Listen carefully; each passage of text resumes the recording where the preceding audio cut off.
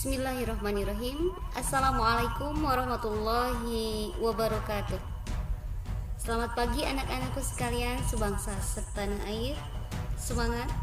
Semoga kita selalu senantiasa ada dalam lindungan Allah Subhanahu wa taala. Amin ya Allah ya rabbal alamin. Alhamdulillah. Dalam pertemuan ketiga ini, insya Allah kita akan mencoba bersama-sama belajar tentang tanda hari kiamat. Mari, bismillahirrahmanirrahim.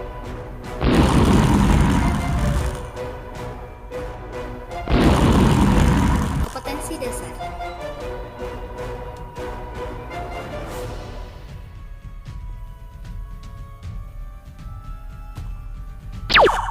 Indikator.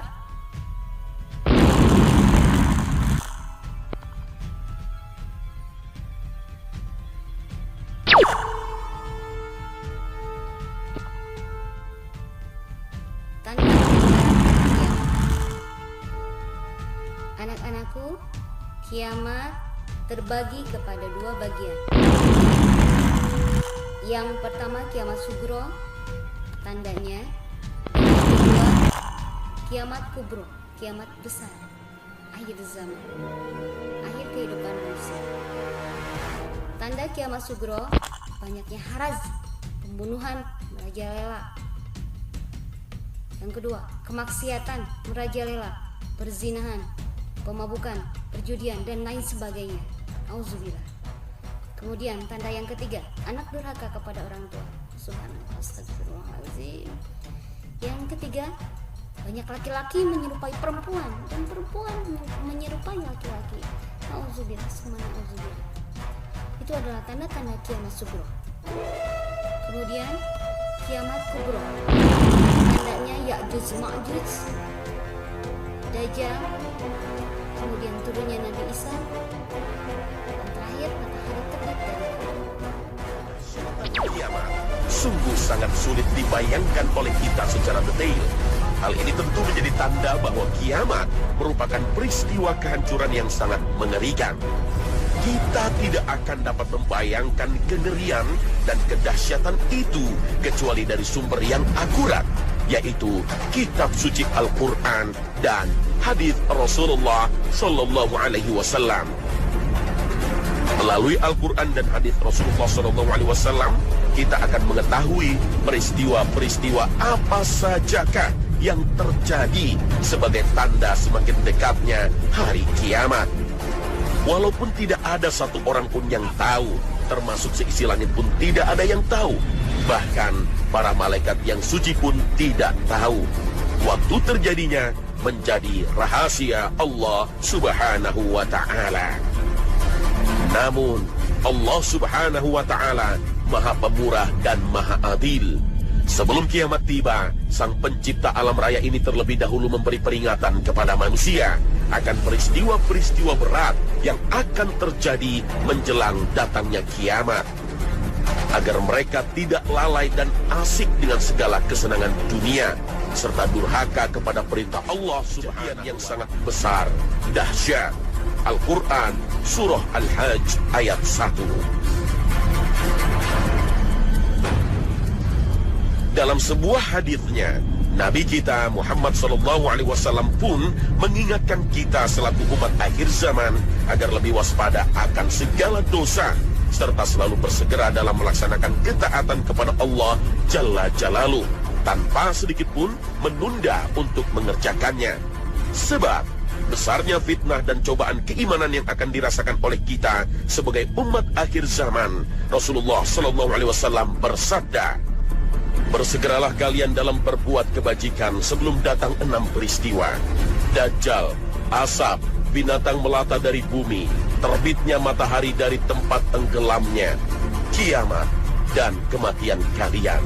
Hadis riwayat Muslim.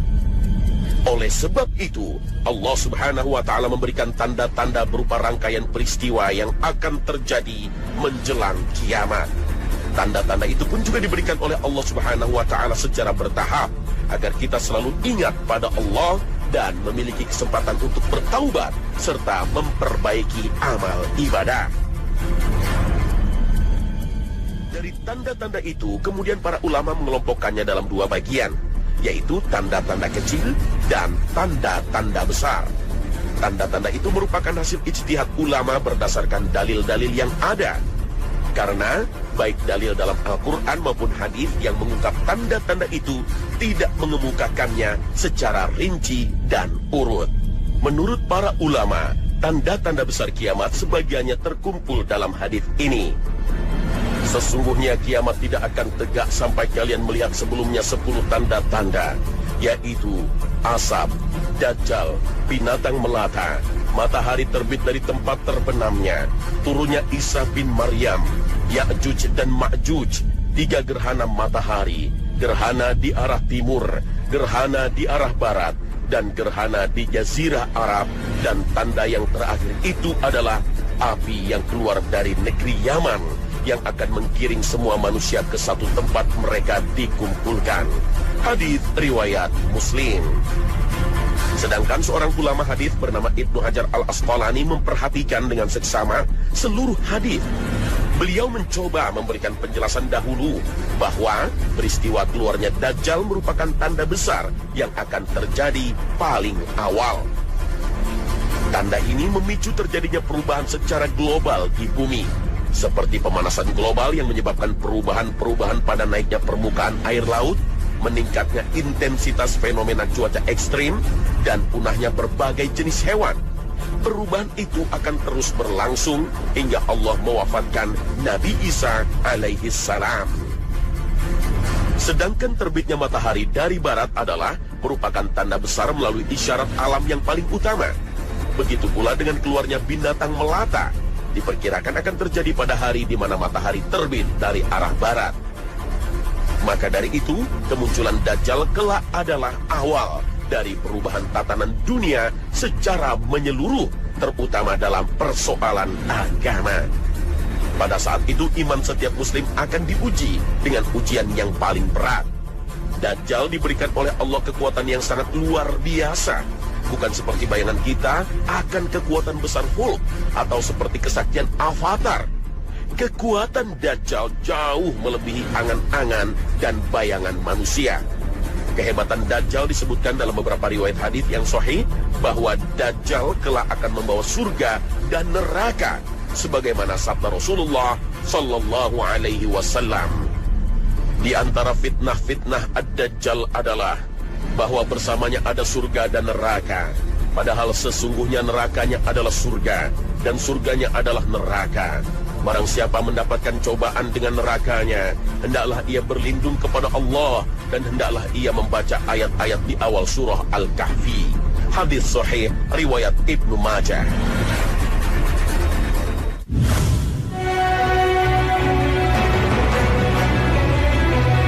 Fitnah dan kerusakan yang ditimbulkan oleh Dajjal tidak terjadi terus-menerus. Turunnya Nabi Isa alaihissalam ke muka bumi akan menghentikan kedustaan Dajjal. Hanya Nabi Isa alaihissalam yang mampu memusnahkan Dajjal. Pada saat itu Nabi Isa alaihissalam bersama pasukan kaum muslimin bergerak dari arah Damaskus menuju Palestina guna membunuh Dajjal. Setibanya Nabi Isa alaihissalam dan pasukan muslimin di gerbang Palestina, terkejutlah Dajjal. Ia tahu bahwa saat itulah takdir kematiannya tiba. Saat itu ia berusaha untuk lari, menghindari kejaran Nabi Isa alaihissalam. Namun dengan izin Allah Jalla Jalaluh, tiap kali Dajjal berlari, tiap kali itu pula badannya meleleh seperti melelehnya lilin yang terbakar api. Hingga akhirnya Nabi Isa alaihissalam mampu mengejar Dajjal, lantas menginjakkan kakinya di atas tubuh Dajjal. Kemudian Nabi Isa alaihissalam menusukkan tombaknya di antara kedua mata Dajjal. Pada saat itu, Nabi Isa berkata kepada Dajjal, Ya'juj dan Ma'juj sombong, sehingga mereka berkata, kami telah membunuh makhluk yang ada di bumi, juga makhluk yang ada di langit.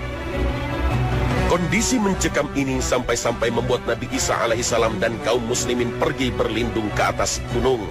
Dalam suasana mencekam itulah Nabi Isa alaihissalam berdoa kepada Allah subhanahu wa ta'ala agar memusnahkan kelompok Ya'juj dan Ma'juj tersebut.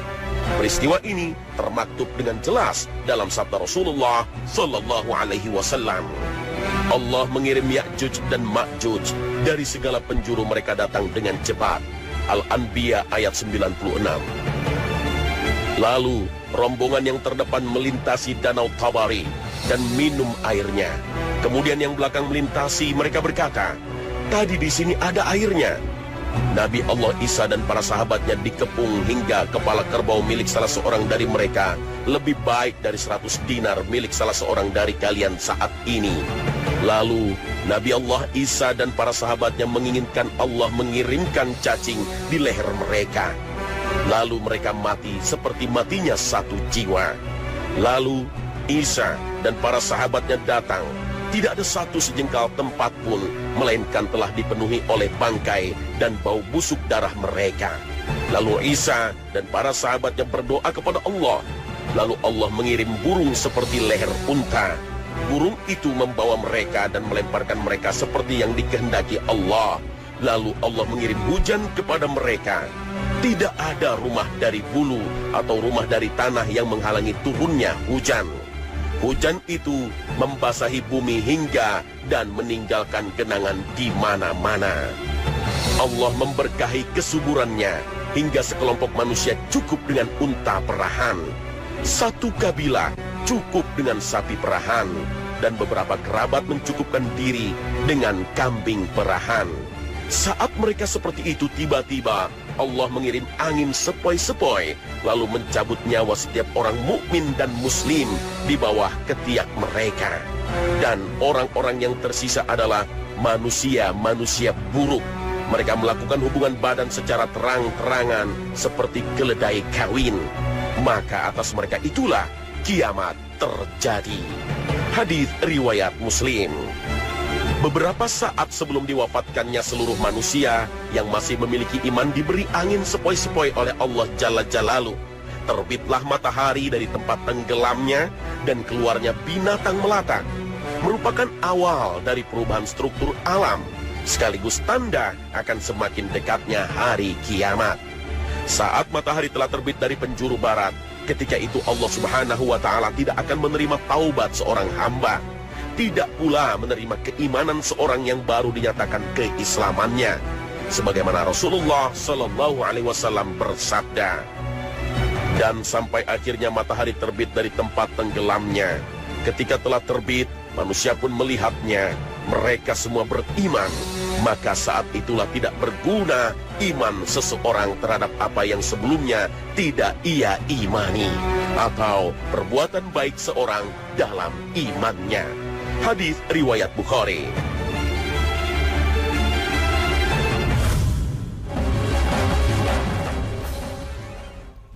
Alhamdulillah, selanjutnya adalah proyek ketiga. Kita coba buat clipping dengan tema peristiwa atau fenomena alam sebagai tanda kiamat sugro. Kalian cari di media cetak atau media elektronik peristiwa fenomena alam yang menunjukkan tentang tanda-tanda kiamat sugro.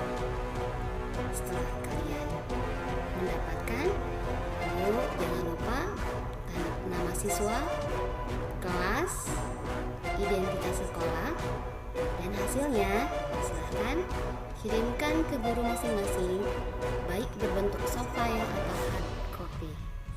Semangat, semoga sukses. Terus belajar, terus berusaha, semangat. Semoga Allah melindungi kita semua. Jangan lupa subscribe, hatur nuhun. Semuanya terima kasih. Wallahu a'lam bishawab. Assalamualaikum warahmatullahi wabarakatuh.